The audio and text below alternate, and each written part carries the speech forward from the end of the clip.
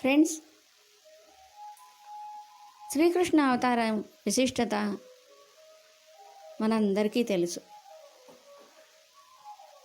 ఆ మహావిష్ణువు దశావతారాలలో మనం ఎక్కువగా పూజించేది శ్రీకృష్ణుడిని. పరిపూర్ణ స్థితిలో మనిషి బాల్య దశ నుంచి అన్ని దశలు పరిపూర్ణంగా తను సాధారణ మనిషి వలె జీవిస్తూ, బాధ్యతల్ని బంధాల్ని మోస్తూ, జీవితంలో ఎలా బ్రతకాలో,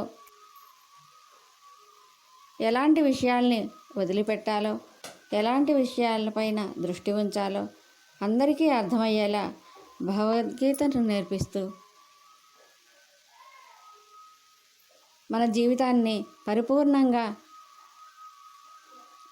జీవించాలి అని నేర్పిన ఆ మహా జగద్గురువు శ్రీకృష్ణ అవతారంలోనే మనం దర్శనం చేసుకోగలుగుతాం. అందుకే ఆ అవతారానికి అంత విశిష్టత.